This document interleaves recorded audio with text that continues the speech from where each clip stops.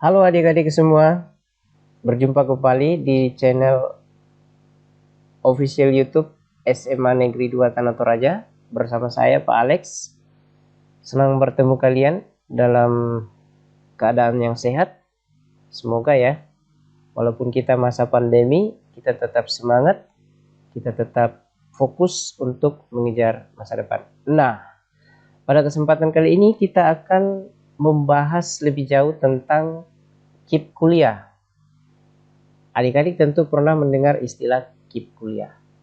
Mungkin dari rekan-rekan kelas ataupun Bapak Ibu guru ketika ngajar mungkin pernah memberikan sedikit ungkapan-ungkapan yang berhubungan dengan KIP kuliah. Tetapi tentunya itu tidak memberikan Anda cukup informasi mengenai KIP kuliah. Nah, menjawab usulan dari banyak pihak, maka saya membuat video yang harapannya nanti dengan video ini kalian tentu akan mendapat informasi yang jelas dan valid mengenai KIP kuliah. Tanpa membuang-buang waktu, mari kita sama-sama mencoba untuk mencari informasi dan mencoba memahami apa itu KIP kuliah, mekanisme pendaftarannya seperti apa. Kita saksikan video berikut ini. Nah, langkah pertama tentu adik-adik harus membuka website ya.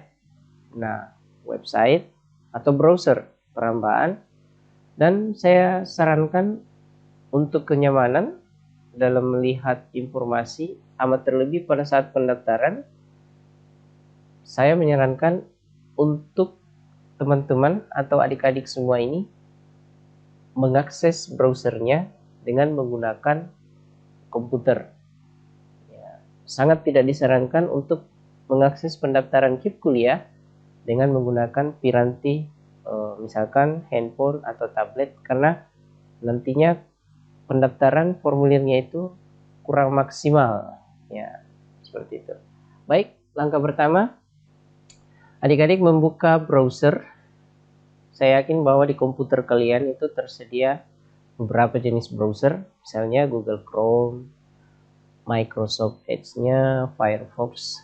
Pilih salah satu browser favorit kalian, dan pada saat ini saya mencontohkan dengan Google Chrome.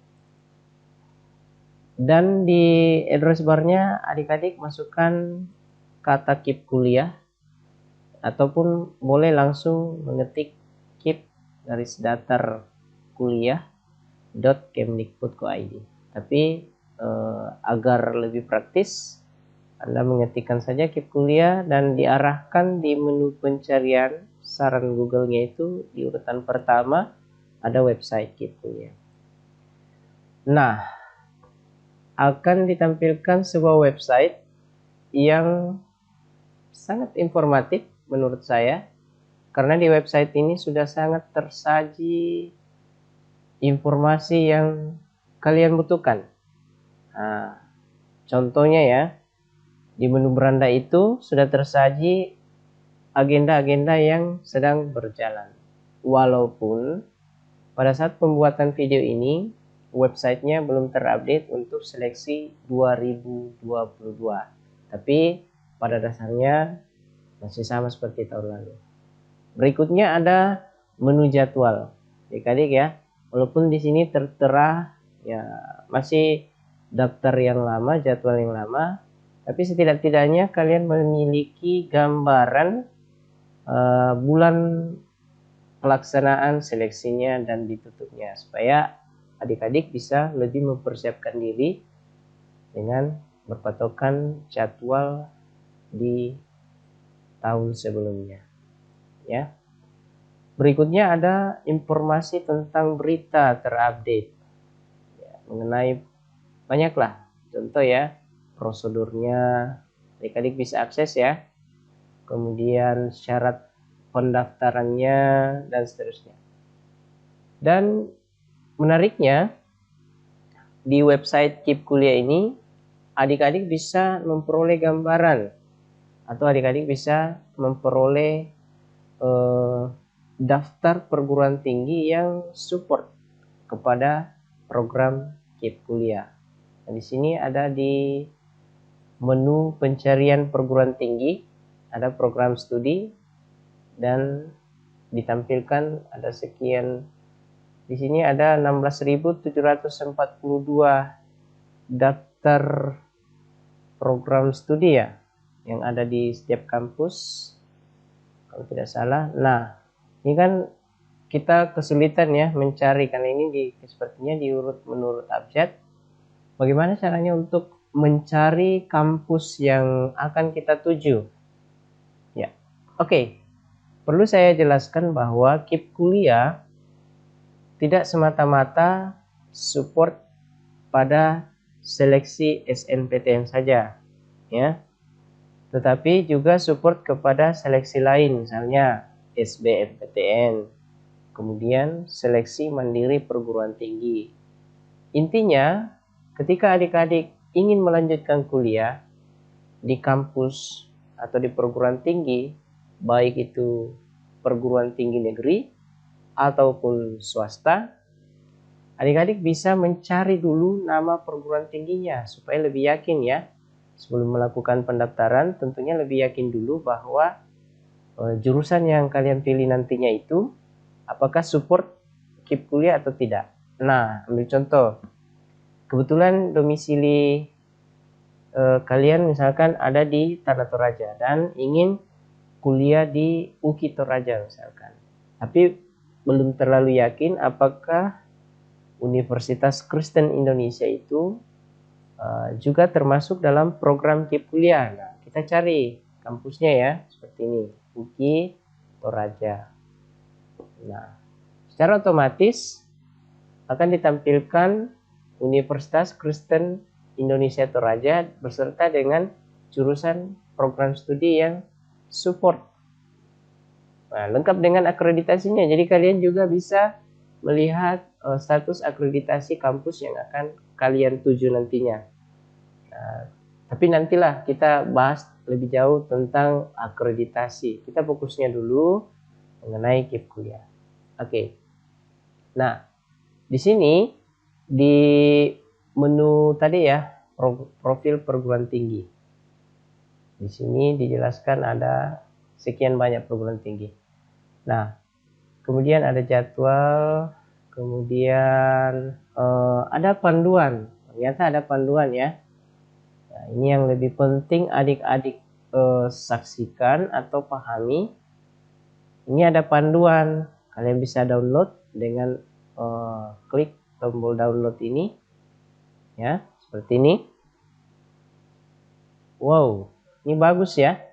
Ini ada pemaparan tentang KIP kuliah, baik itu dari segi kebijakannya dan persyaratan. Oh jelas, bagus ini.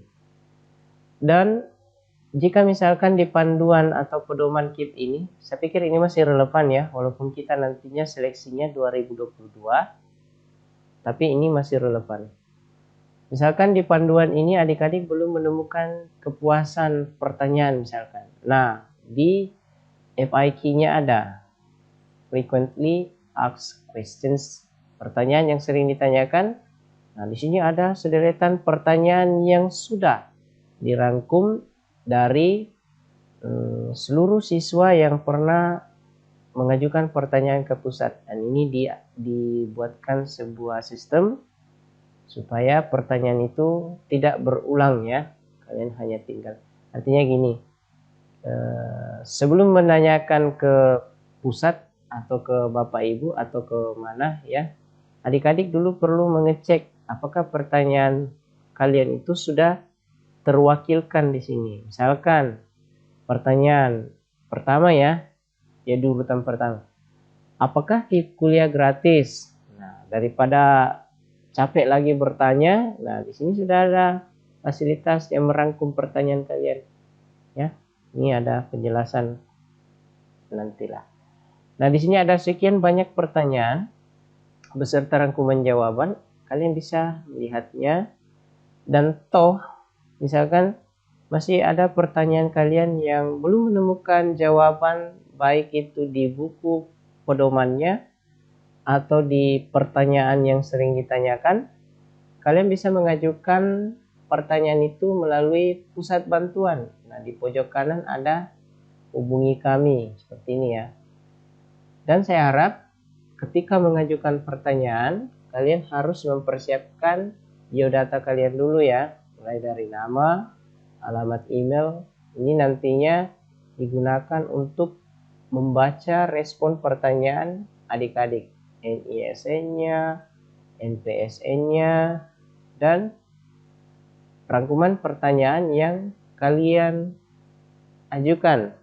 Tapi ingat ya, jangan sampai pertanyaan itu sudah terjawab di frequently asked question-nya. Jadi nanti digunakan fasilitas ini ketika memang tidak ada jawaban di sekitar sini ya.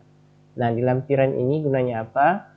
Supaya memperjelas maksud dari pertanyaan kalian. Bisa disertakan foto, bisa disertakan screenshot-nya ataupun apa. Kendala teknis dalam mendaftar ya. Oke. Nah, apa lagi ya? Oh, ada menu login siswa. Nah, ini yang kalian tanyakan, Pak, gimana cara mendaftarnya? Ya, tentunya pendaftaran itu tadi ya harus baca pedoman dulu ya. Nah, untuk teknisnya kalian bisa klik login siswa. Nah, di sini ada nomor pendaftaran kode akses. Sepintas kelihatan, kalian pasti paham ya bahwa nantinya nomor pendaftaran dan kode akses itu didapat setelah kalian melakukan pendaftaran terlebih dahulu. Jadi kita belum bisa mengisi nomor pendaftaran dan kode akses tanpa melakukan pendaftaran. Nah, cara mendaftarnya gimana? Gampang ya. Ini ada belum punya akun, nah, daftar baru. Ups. Dan sepertinya ini adalah menu tahun lalu ya, jadi pendaftaran sudah tutup karena ini memang khusus 2021. Tapi nantinya jika pendaftaran 2022 telah buka, Anda akan diarahkan ke formulir pendaftaran ya. Diisi saja lanjutnya, diisi dengan real, valid, dan nantinya adik-adik akan mendapatkan nomor pendaftaran dan kode akses di email masing-masing pada saat mendaftar ya. Di sini kan ada. Ketika lupa akunnya ya bisa kirim ulang email. Saya pikir itu dulu yang Bapak bisa sampaikan ya.